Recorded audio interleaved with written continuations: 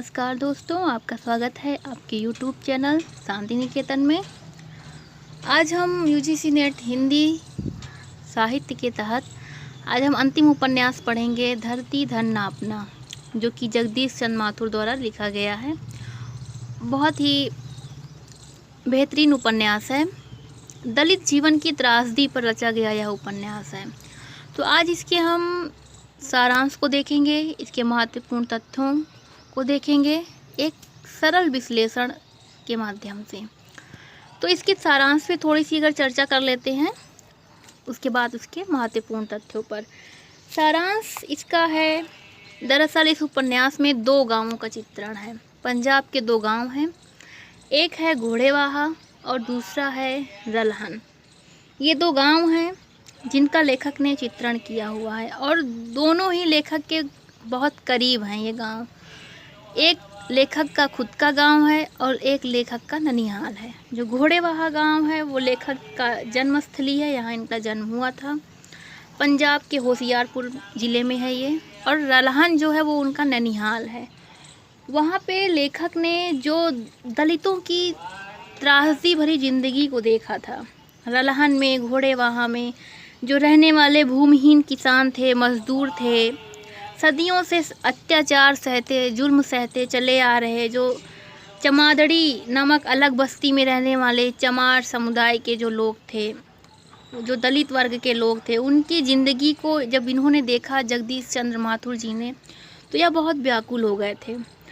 और इसी व्याकुलता के साथ इन्होंने अपना यह उपन्यास रचा, धरती धन नापना। शीर्षक से ही पता चलता है कि धरती धन नापना, ना ही इनकी धरती है, ना ही इनके पास धन है। ना तो धरती इनकी अपनी है और ना ही धन इनका अपना है।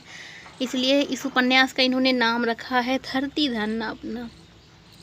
तो इन्हें अपने इन्हीं दोनों गांवों से ही इस उपन्यास को लिखने की प्रेरणा मिली है। इस उपन्यास के अगर हम सारांश को ज़रा सा संक्षेप में देख लेते हैं, फिर महत्वपूर्ण तथ्यों पर बात करेंगे। सारांश दरअसल ऐसा है कि जो महत्वपूर्ण पात्र है काली, काली शहर में रह रहा है। कुछ साल पहले गांव से भाग गया था। उसके माँ बाप जो हैं उसके बचपन में ही मर गए थे। उसके चाचा चाची उन्हें पालते हैं, क्योंकि चाचा चाची के भी पास कोई बच्चा नहीं होता, तो वो इकलौती चाचा चाची की ही संतान है, उन्हीं का सहारा है। उपन्यास का जो आरंभ ही होता है वो काली के 6 साल बाद गांव लौटने से होता है। क्या था कि काली के पिता मारवा पहलवानी करते थे। वह गांव के इज्जतदार आदमी थे, लेकिन वह काली को बिना देखे ही चल बसे। फिर क्या होता है कि चाचा जी जो होते हैं वो भी कुछ साल बाद हैजे में मर जाते हैं। बेचारी चाची अकेली हो जाती हैं और वही उनका पालन पोषण करती है। लेकिन घर में गरीबी की इतनी खराब हालत हो जाती है कि 2-3 दिन भूखा प्यासा रहने के बाद क्या करता है काली की चोरी चोरी फटे हाली की हालत में, एकदम आर्थिक तंगी बहुत ज़्यादा थी उनके यहाँ, तो कानपुर भाग जाता है और कानपुर में मजदूरी करने लगता है। काली को फिर वहाँ पे जब वो थोड़ा मजदूरी कर लेता है, पैसे वैसे कमा लेता है, तो उसको अपनी चाची की याद आती है गांव में। तो वही वो पैसे कमा के 6 साल बाद गांव आ रहा है, उसे अपनी चाची की याद आती है। तो वहीं से कथा शुरू होती है। वो देखता है कि गांव में कोई परिवर्तन नहीं हुआ है, और जब गांव देखकर काली का भी मन वापस मतलब कि आता है। जब गांव की जब हालत देखता है, वो इतनी ज़्यादा ख़राब हालत होती है, उसे लगता है कि शायद गांव में सब कुछ बदल गया हो, लेकिन आखिर उसे अपनी इस गलती का एहसास होता है कि इस गांव में कुछ भी नहीं बदला, सब कुछ पहले का पहले ही जैसा है। अत्याचार जो दलितों पर होते थे वो आज भी हो रहे हैं जैसे कल होते थे। यहाँ तक कि उसका एक दोस्त होता है, वो जीतू, जो कि उससे कहता भी है कि तुम दोबारा इस नर्क में क्यों आ गए। काली क्या होता है कि उसकी ये क्यों मोह भंग उसका गांव से हमें दिखता है, क्योंकि वो अपने साथ 300 रुपये कमा के लाया रहता है, बहुत खुश रहता है। 300 रुपये कमा के लाता है कि अब वो गांव जाकर अपना वो जो पुराना सा मकान है उसको तुड़ाकर गांव में पक्का मकान बनवाएगा। ये इसको जब वो सुनता है गांव में, जब उसकी ये घोषणा करता है, तो गांव के जो उच्च वर्ग के लोग हैं, जो समर जातियां थी, उनमें हलचल मच जाती है। बताओ, एक चमार जो है वो अपने गांव में, इस गांव में आके पक्का मकान बनवाएगा। उसकी इतनी मजाल, कोई दलित आज तक अपना कच्चा मकान तक ठीक से नहीं बना सका, और वो पक्का मकान बनाएगा। तो ये क्या होता है, सवर्णों में एक हलचल सी मच जाती है कि नहीं, ऐसा नहीं हो सकता। उसे फिर क्या करता है कि बहुत सारे षड्यंत्र होते हैं, चालें चली जाती हैं समर जातियों के माध्यम से, ज़मींदारों के माध्यम से, और फिर लास्ट में उसे पता चलता है कि जिस ज़मीन पर पूरी चमादड़ी समुदाय बसा हुआ है, वह उनकी अपनी ज़मीन है ही नहीं। वह तो सामलात की है। ये जो ज़मीन है वह तो उनकी अपनी है ही नहीं है, वो तो सामलात की है, अर्थात गांव की साझी ज़मीन है। सामलात जो यहाँ पे वर्ड है वो पंजाबी शब्द है, अर्थात गांव की साझी ज़मीन है। वहाँ की धरती पर दलितों का कोई अधिकार नहीं है। उसे ये पता चलता है तो बहुत झटका लगता है कि मतलब उसे ये लगता है कि इतने सालों से जो हम यहाँ रह रहे हैं, जो घर बना के रह रहे हैं, टूटा फूटा कच्चा जन्म लिए रह रहे हैं, वो ज़मीन ही हमारी नहीं है, और हमें जो इस ज़मीन पर घर भी बनाने का अधिकार नहीं है, ना हम उसे बेच सकते हैं, सिर्फ हम वहाँ रह सकते हैं बस। यहाँ पे जो गांव की साझी ज़मीन है, इसका अर्थ यहाँ पे दिखाया गया कि सवर्ण जाति से है, अर्थात कि ये जो ज़मीन है उसके मालिक वही हैं और उन पर कानून भी उन्हीं का ही चलता है। तो काली को यह एहसास होता है कि वह धरती से मरहूम है, अर्थात उसकी धरती अपनी नहीं है। यहाँ पे हमें दिखता है उपन्यास का जो शीर्षक है धरती धन ना अपना में एक पार्ट, तो हमें इससे पता चला कि अब यहाँ उसे पता चलता है कि धरती अपनी नहीं है, धरती अपनी नहीं है। चमादड़ी में पक्का मकान बनवाने की उसकी जो घोषणा हो, लेकिन वो करता है, एक सामाजिक क्रांति से कम नहीं होता, और जिस कारण क्या होता है कि जो दलित युवक होते हैं उनके अंदर भी एक प्रेरणा सी जगती है कि काश हम लोग भी अपने लिए कुछ करते, ऐसे हम लोग भी कुछ कर पाते। तो उसके उन लोगों के अंदर थोड़ी सी प्रेरणा भी जगती है।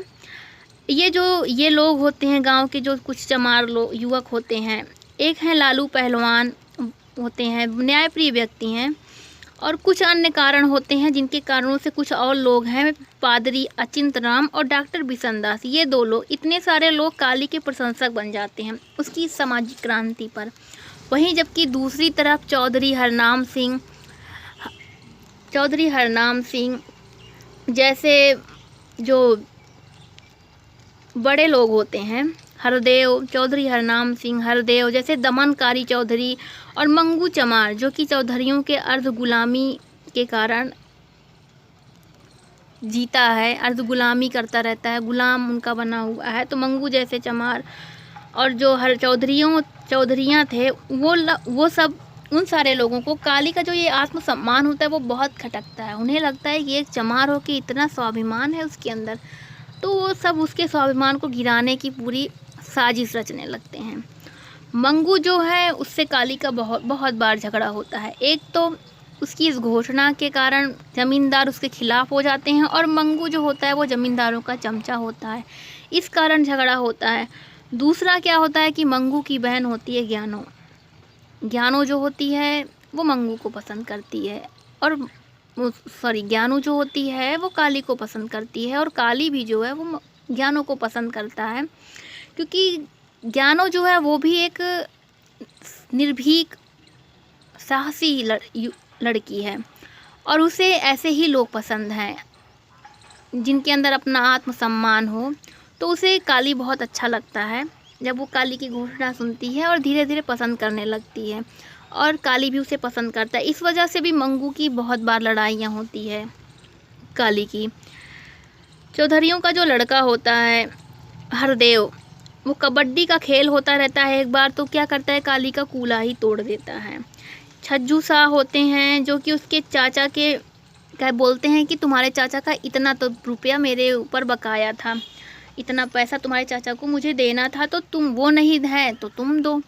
तो वो क्या करते हैं कि उसका जो पैसा होता है वो भी दबोच लेते हैं। इस तरह उसे कई प्रकार से चौधरियों द्वारा परेशान किया जाता है। कुछ लोग होते हैं जो उसको सहारा भी देते हैं, जिसमें से उसके चाची हैं, प्रतापी चाची, जो उन्हें पाली पोसी रहती हैं, और दूसरी तरफ ज्ञानो है, जिससे उसका धीरे धीरे प्रेम संबंध विकसित हो रहा है। तो ये दोनों ही रूपों में उसे थोड़ा सा सहारा भी मिलता है। बहुत ही दृढ़ व्यक्तित्व वाला व्यक्ति है काली, जो कि बहुत ही धीरज से स्थितियों का सामना करता है। ज्ञानो भी हर पल उसका साथ देती रहती है। यहाँ पे हमें एक जगह उसकी स्थिति देखने को मिलती है कि एक काली के बारे में, कि वो हड़ताल हो जाती है गांव में, तो वो अपना अनाज एक परिवार होता है प्रीतो को दे देता है। लेकिन फिर भी गांव वाले उसके कितने खिलाफ होते हैं यह देखने को मिलता है जब उसकी चाची की मृत्यु होती है। एक तरफ उसकी चाची की मृत्यु हुई रहती है और गांव में जो महिलाएं आती हैं उस मृत्यु में, उनके मरने पे जब उनकी महिलाएं, सारी गांव की महिलाएं उसके घर आई हुई रहती हैं, उन्हीं में से कोई उनकी चाची के गहने रुपए सब चुरा लेता है। और इस तरह से दिखता है हमें कि अब काली के पास न तो धरती उसकी रह गई, ना ही धन उसका रह गया। पूरा शीर्षक हमें साकार होता दिखता है उपन्यास का। ना ही तो धरती अपनी है और ना ही अब धन ही अपना है, दोनों लुट जाता है उसका।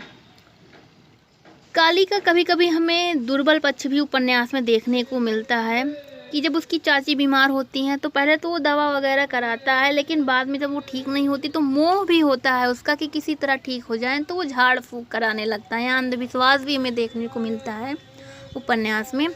वो झाड़ फूंक करवाने लगता है, जिस कारण चाची का निधन भी हो जाता है। तो इसका कि मतलब थोड़ा सा अंधविश्वास ही उसे दिखाया गया है इस उपन्यास में, अगर हम देखें तो। और अगर सांस्कृतिक स्तर पर देखें तो काली पिछड़ेपन का भी शिकार है। वो इतना प्रेम करता है ज्ञानो से, ज्ञानो हमेशा उसके साथ खड़ी रहती है। कितनी बार उसकी माँ और उसके भाई उसको बहुत मारते हैं काली से बात करने के लिए, काली से मिलने के लिए, लेकिन क्या होता है कि इनका प्रेम जब बहुत ज़्यादा बढ़ जाता है, ज्ञानो प्रेग्नेंट हो जाती है, गर्भवती हो जाती है ज्ञानो, तो उसकी माँ तो पहले उसे तमाम प्रकार के काढ़े वगैरह पिलाती है कि किसी तरह गर्भपात हो जाए, लेकिन जब नहीं हो पाता तो फिर वो जहर ला के खिला देती है। जो मंगू, उसका भाई मंगू एक जहर लाया रहता है, तो उसकी जो माँ होती है जस्सो, ज्ञानो की माँ का नाम जस्सो है, तो जस्सो जो होती है उसकी माँ उसके भाई जो जहर लाया रहता है उस खिला देती है और उसकी हत्या कर देते हैं ये लोग, उसकी माँ और भाई मिलकर। और वो सब कुछ असहाय सा देखता रहता है, जिसका एक दुर्बल पक्ष ही हम कह सकते हैं कि वो कुछ नहीं करता, कुछ भी नहीं कर पाता, परिस्थितियों से मजबूर हो जाता है। यहाँ पे वह केवल सिर्फ बैठ के देखता रहता है। काली बहुत उदास हो जाता है, उसे एहसास होता है कि वह केवल धरती से ही मरहूम नहीं है, वह तो उसका तन और मन भी अपना नहीं है, अस्थाई ही नहीं है, कुछ भी यहाँ अपना नहीं है। न धरती अपनी है, न धन अपना है, न तन अपना है, न मन अपना है। ये जो ज़मींदार है, ये जो ज़मींदारी प्रथा है, ये जो भूदास प्रणाली है, यह इस तरीके से घुस गई है हम चमादड़ियों के अंदर कि हमारे अंदर आत्मसम्मान नाम की कोई चीज़ भी नहीं है। और अगर हम कोशिश भी करते हैं थोड़ा सा क्रांति करने के लिए, थोड़ा सा इन शोषण के खिलाफ आवाज़ उठाने के लिए, तो हमारी आवाज़ तो ज़मींदार लोग दबाते ही हैं, साथ ही अपने लोग भी, मंगू जैसे लोग मिलकर भी दबा देते हैं, जो कि इन चौधरियों के, इन ज़मींदारों की चापलूसी के शिकार हैं। तो इस तरह हम उपन्यास की लास्ट में देखते हैं कि इसकी जो उपन्यास का बहुत दुखांत अंत होता है। ज्ञानो की हत्या कर दी जाती है और बाद में पता चलता है कि कुएं में कोई लाश मिली है जो काली से मिलती जुलती है, क्योंकि काली बहुत उदास हो जाता है और वो शहर जाने को सोच लेता है। और ऐसे कहीं पता चलता है कि स्टेशन पे एक लाश मिली है जो काली से मिलती जुलती है, और कोई ध्यान नहीं देता, क्योंकि अब ज्ञानो की हत्या के बाद से गांव वाले भी काली को नापसंद करने लगे थे। जो कुछ करते भी थे पसंद, वो भी नापसंद करने लगे, तो इसलिए कोई ध्यान ही नहीं देता। और इस तरफ कभी कभी कोई कहता है कि काली शहर चला गया, कोई कहता है कि काली कि कोई हत्या करके कुएं में डाल दिया, कोई कहता है कि काली को मार के स्टेशन पे फेंक दिया गया। तो इस तरह से बहुत ही दुखांत अंत होता है इस उपन्यास का। तो यह उपन्यास का सारांश था संक्षेप में। अब हम इस उपन्यास के महत्वपूर्ण तथ्यों को देखते हैं। धरती धन नापना जगदीश चंद्र माथुर द्वारा लिखा गया बहुत ही बेहतरीन उपन्यास है। 1972 ईस्वी में इसका प्रकाशन किया गया, राजकमल प्रकाशन से हुआ। इस उपन्यास में पंजाब के होशियारपुर जिले में स्थित घोड़ेवाहा तथा रलहन नामक गांवों को केंद्र में रखा गया है। क्या था कि इस उपन्यास का जो लेखन कार्य था, तो इसका जो स्टार्ट हुआ था वो 6 मई 1955 ईस्वी को शुरू हुआ था, लेकिन 8 अध्याय लिखने के बाद इस उपन्यास का लेखन कार्य बंद कर दिया गया। लेकिन कुछ समय बाद फिर से लेखन कार्य इन्होंने करना आरंभ किया। कुल मिला के इस उपन्यास को लिखने में हम कह सकते हैं कि लेखक को 14 साल का लंबा समय लगा था, और लेखक ने स्वयं इस बात को स्वीकार किया है कि इस उपन्यास के पूरा होने में कुछ लोगों का बहुत ही महत्वपूर्ण योगदान है, जिसमें एक हैं मखमूर चलंधरी, दूसरे हैं मोहन राकेश, और तीसरे जो बेहद महत्वपूर्ण व्यक्ति हैं वो हैं सोमानंद। सोमानंद का सर्वाधिक योगदान रहा, क्योंकि वो लेखक के बहुत ही गहरे दोस्त थे। तो इस वजह से इस उपन्यास के लेखन में इनका बहुत ही ज़्यादा योगदान रहा सोमानंद का। तो इन्होंने अपने ही गांव जन्मस्थली घोड़ेवाहा और अपने ननिहाल रलहन नामक गांवों को केंद्र में रखा हुआ है। उपन्यास में भूमिहीन मजदूर, पराआश्रित एवं सदियों से चले आ रहे जुल्म के शिकार तथा चमारड़ी नामक अलग बस्ती में रहने वाले दलित समुदायों चमारों के जीवन की व्याकुलता, उनका दुख दर्द, उनके किसानी जीवन तथा उनके भूदास स्वरूप का वर्णन बहुत ही मर्मस्पर्शी ढंग से किया गया है। इस उपन्यास पर इनको पंजाब राज्य सरकार द्वारा 1972 ईस्वी के उत्कृष्ट कृति का 1000 रुपये का पहला पुरस्कार मिला था, और गुरु गोविंद सिंह हिंदी पुरस्कार नामक इनको दूसरा पुरस्कार भी इस कृति पर मिल चुका है। इस उपन्यास में हम देखें तो कुल 49 अध्याय हैं, 49। इस उपन्यास में चौधरीयों समाज, जो चौधरी वर्ग का समाज है, कह सकते हैं उच्च वर्ग, और दलित समाज निम्न वर्ग के आपसी संबंधों का बखूबी चित्रण प्रस्तुत किया गया है। घोड़ेवाहा गांव के माध्यम से दलित समुदाय के अभावग्रस्त जिंदगी तथा भूख की त्रासदी को उपन्यास में दर्शाया गया है। कह सकते हैं कि दलित जीवन की त्रासदी पर लिखा गया महाकाव्य है, या फिर लिखा गया उपन्यास है। उपन्यास की भूमिका मेरी ओर से में लेखक जो हैं जगदीश चंद्र जी, वो कहते हैं कि मेरा उपन्यास मेरी किशोरावस्था की कुछ अविस्मरणीय स्मृतियाँ और उनके दामन में छिपी एक अदम्य वेदना की उपज है। तो इन्होंने बताया कि यह जो है मेरी खुद की, मेरे आसपास जो मैंने अनुभूति किया, जो महसूस किया, जो मैंने लोगों को देखा तकलीफ़ में, उसी व्याकुलता को, उसी अनुभूति को हमने इस उपन्यास में रेखांकित किया हुआ है। उपन्यास में दलित समाज के वेदना की आत्मा अभिव्यक्ति के साथ साथ वेदना के कारणों की भी चर्चा की गई है। इसमें ग्रामीण जीवन का यथार्थ चित्रण प्रस्तुत किया गया कि किस प्रकार समाज पर आधिपत्य जमाने वाले उच्च वर्ग द्वारा गरीबों का सामाजिक, आर्थिक तथा शारीरिक शोषण किया जाता है। आंचलिक उपन्यास इसको हम कह सकते हैं। कई पहलू हमें इस उपन्यास में आंचलिकता के हमें दिख जाते हैं, जिसमें से अगर हम देखें तो एक तो इन्होंने अपने ही गांव घोड़ेवाहा और रलहन को केंद्र में ही रखा हुआ है, कथा के केंद्र में। दूसरा हमें देखें तो दलितों के जीवन पे, उस गांव में जो दलित थे उनके जीवन पर केंद्रित उपन्यास है, और अंचल विशेष की गंध हमें मिल ही जाती है। इन्होंने ऐसे दलितों को रखा जो सांस्कृतिक रूप से पिछड़े थे, जिनमें शिक्षा का अभाव था, तो अपने गांव के इन्होंने ऐसे दलितों को केंद्र में रखा है, अपने ही गांव को केंद्र में रखा है उपन्यास की, इसलिए इसमें आंचलिकता की गंध हमें दिखाई दी जाती है।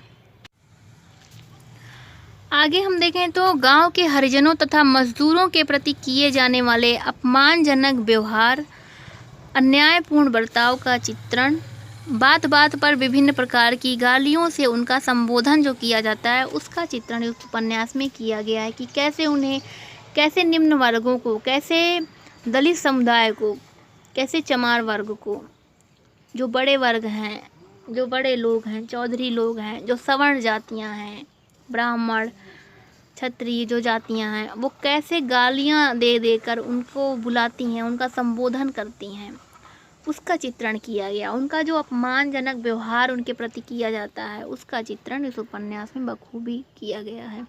उपन्यास की कथा का जो आरंभ होता है, जैसा कि हमने बताया है कि जो काली नामक पात्र है वो शहर से गांव आता है, तभी उपन्यास शुरू होता है। और जो उपन्यास का अंत है, कहा जाता है कि जब वो ऊब कर फिर से शहर जाता है, तभी उपन्यास अंत होता है। लास्ट में ये भी दिखता है कि काली से मिलती जुलती लाशें मिली हैं, तो कुछ लोग कहते हैं कि इसकी हत्या कर दी गई, कुछ लोग कहते हैं गांव चला गया। तो इस तरह अंत जो होता है वो वापस, जब वो सोचता है कि अब मैं वापस शहर जाऊंगा, तभी होता है। इसमें युवाओं का गांव से मोहभंग दिखाया गया है। उपन्यास में इस प्रश्न को उठाया गया कि स्वतंत्रता के बाद क्या उन सभी संभावनाओं के द्वार खुल सके हैं जो भूदासों को मुक्त करा के मजदूरों की भूमिका दिला सकें। भूदासों का जमींदारों पर जो निर्भरता और जो विवशता है वो हमें देखने को मिलती है। उस समय की ये कथा है 1947-48 से लेकर अगर हम देखें तो 1960-65 के बीच का ये जो समय है, जब जमींदारी प्रणाली थी, भूदास प्रणाली थी। अब तो नहीं है लेकिन उतना, लेकिन तब के समय को इस उपन्यास में रेखांकित किया गया है और बहुत ही बखूबी से किया गया है कि कैसे निर्भर थे भूदास जमींदारों पर और कैसे उनका शोषण होता था। उपन्यास के माध्यम से उच्च वर्ग के दोगलेपन, जातिवाद, छुआछूत, अंधविश्वास, स्त्री यौन शोषण, अशिक्षा तथा गुलाम दलितों की समस्या को भी उठाया गया है इस उपन्यास में, जो कि हमें देखने को मिलता है। एक तरफ जो हैं सवर्ण जातियाँ छूना नहीं चाहती चमादड़ी के लोगों को, चमादड़ी के व्यक्तियों को, उनके छूने से उनका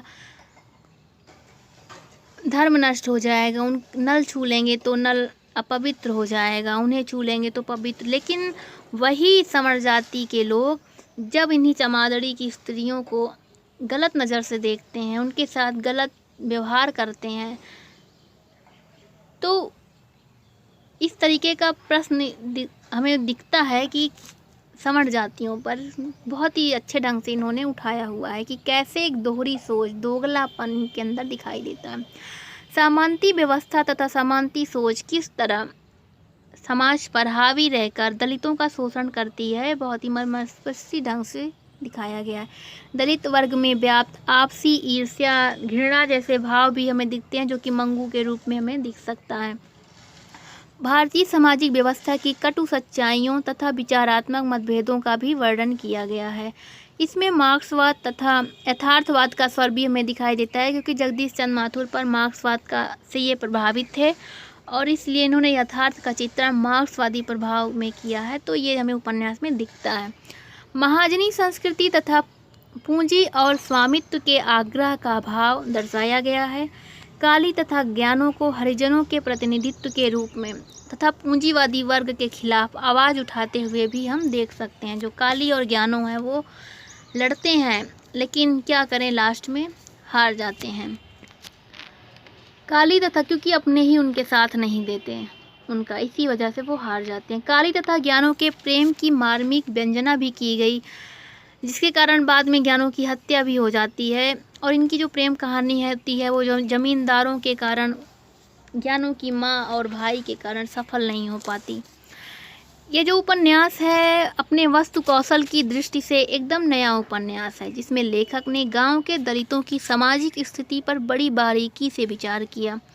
तथा शोषण तंत्र से वहाँ के दलितों का साक्षात्कार कराया है। इससे पूर्व किसी भी साहित्यकार व लेखक ने इतना बड़ा साहस नहीं किया जिस तरह इन्होंने खुलकर दिखाया हुआ है।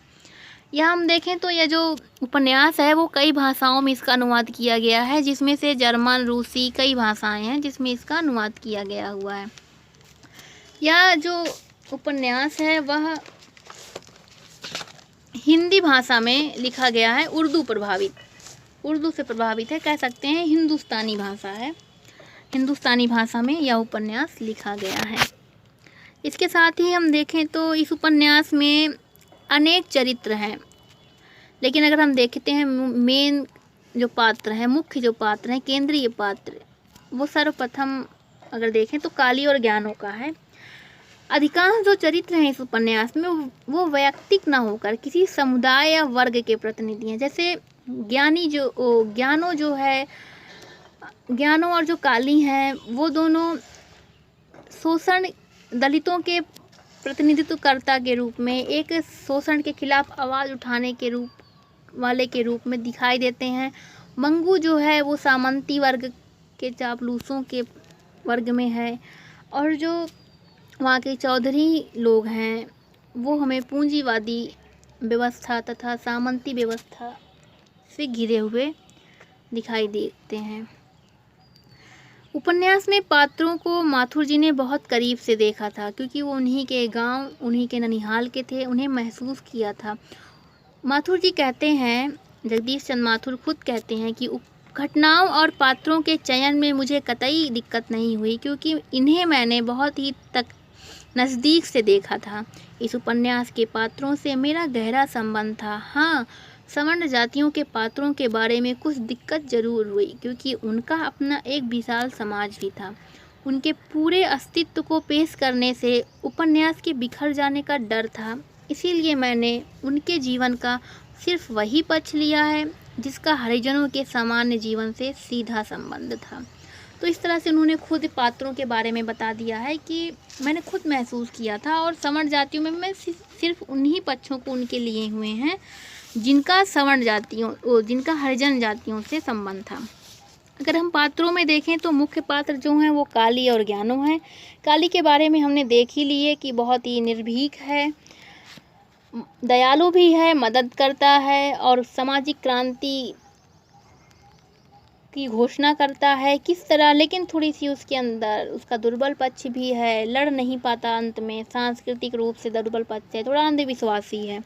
ज्ञानो उसकी प्रेमिका है, बहुत ही निर्भीक है, साहसी है, डटी रहती है, काली की कदम कदम पर मदद करती है, जिस कारण उसके माँ और भाई उसे मारते भी हैं, लेकिन फिर भी वह उनकी मदद करती रहती है। ज्ञानो बहुत ही अच्छी लड़की के रूप में दिखते हैं। जस्सो की इसकी माँ जो रहती है जस्सो रहती है, इसके भाई मंगू हैं। मंगू जो है, इसका जो भाई मंगू है, जिसे हम अन्य दलित पात्र के रूप में देखते हैं, वह चौधरियों की चापलूसी और गुलामी करता है, लेकिन ज्ञानो जो है वो अन्याय नहीं सहन कर सकती। वो चौधरी जीतू को पीटे हुए रहते हैं, तो वो चौधरी से पीटे जीतू की देखभाल करती है, चाची प्रतापी और काली की भी देखभाल करती है, जिस कारण उसकी माँ भाई रोज उसे मारते रहते हैं, लेकिन वो करती है और अंत में वो काली के बच्चे की माँ बनती है, मतलब गर्भवती हो जाती है, तो माँ और भाई उसके मिलकर उसकी हत्या कर देते हैं। अन्य पात्रों में देखें तो मंगू है, जो कि बता ही दिए, जमींदारों का चमचा है।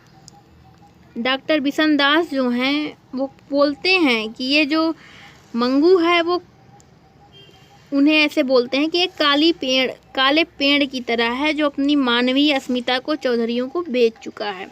तो डॉक्टर बिशन दास उसकी थोड़ी सी ऐसे संदर्भ है उपन्यास में, जिसमें कहते हैं कि यह एक ऐसा व्यक्ति है जो अपनी अस्मिता को चौधरियों को बेच चुका है। अगले पात्र है नंद सिंह। यह हमें दिखाई देते हैं, यह खेत मजदूरी न करके पुश्तैनी धंधा करते हैं, जूते बनाने का कार्य करते हैं। बाद में क्या होता है कि ये अपनी जाति व्यवस्था से ऊब कर सिख बन जाते हैं, लेकिन जब उसमें भी उनकी जो स्थिति होती है वो सुधरती नहीं है, तो क्या होते हैं कि बाद में ईसाई बन जाते हैं। और ईसाई बन के वो अपने ही समुदाय से कट जाते हैं। प्रतापी चाची हैं जो कि इकलौती सहारा हैं, उनके काली हैं और काली की भी वो इकलौती उनका पालन पोषण करने वाली हैं। अकेलेपन की मारी हैं।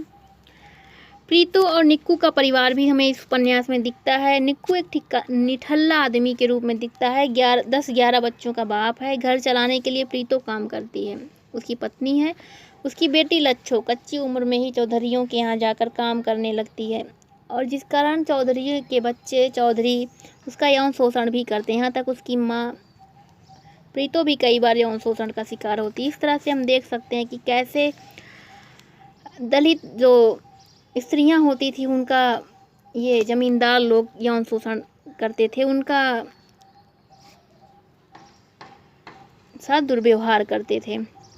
और ये जो अधिकतर जो दलित स्त्रियां होती थी वो अधिकतर गांव की दलित स्त्रियां यौन शोषण की शिकार होती हैं, लेकिन वो इसका खुलासा भी कैसे करती हैं? आपसी जब झगड़े होते थे तब बोल देती थी या फिर हंसी मजाक में, और कर भी नहीं सकती वो इसके खिलाफ कुछ भी, क्योंकि आपसी जब झगड़े हुए तो ऐसे बोल देती थी, तब खुलासा होता था अच्छा इसके साथ ऐसा हुआ।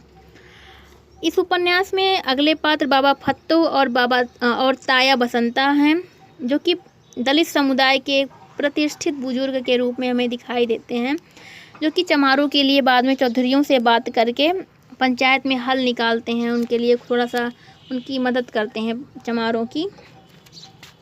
और अगले हम देखें तो वर्चस्ववादी जो सवर्ण चरित्र हैं उपन्यास में, जिसमें सबसे पहले आते हैं लालू पहलवान जो कि न्यायप्रिय व्यक्ति हैं। मजदूरों के प्रति इनका मानवीय व्यवहार हमें उपन्यास में दिखाई देता है। चौधरी हरनाम सिंह हैं जो कि बहुत ही उद्दंड व्यक्ति हैं।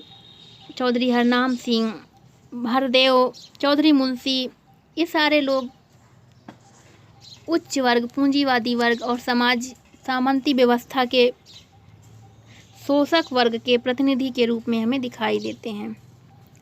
अन्य पात्रों के रूप में हमें धड़म्म चौधरी दिखते हैं जो कि एक अकेला ऐसा चरित्र है पूरे उपन्यास में जो कि कुछ हास्य और व्यंग की स्थिति पैदा करता है। यह कानून का जो विशेषज्ञ बनकर गांव में अपना आतंक जमाए हुए हैं इस उपन्यास में।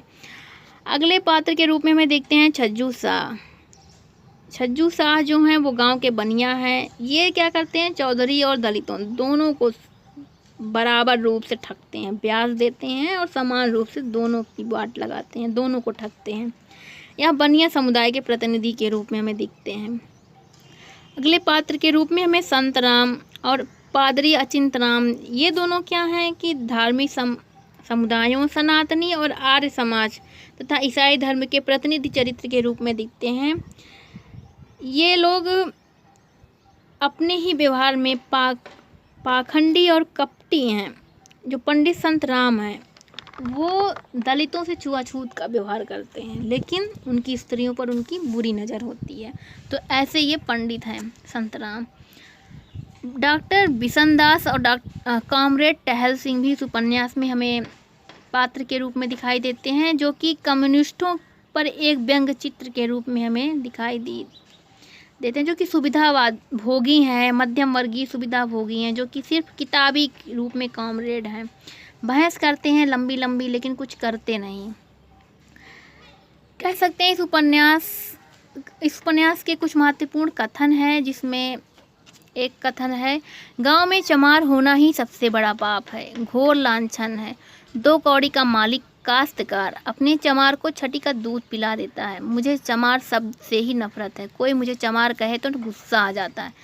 यह उपन्यास का महत्वपूर्ण पात्र है। इसके साथ ही एक कथन और है कि वह घास के तिनके से हर चीज़ शुद्ध कर देता है। तिनके से शुद्ध ना हो तो मंत्र फूंक कर शुद्ध कर देता है। मतलब यहाँ पे जो अंधविश्वास है उसको दिखाया गया है। साथ में एक चीज़ की हमारे छूने से चीज़ें अशुद्ध हो जाती हैं तो हम फूंक मार के उसे शुद्ध कर लेंगे। उस पर गहरा व्यंग हमें देखने को मिलता है।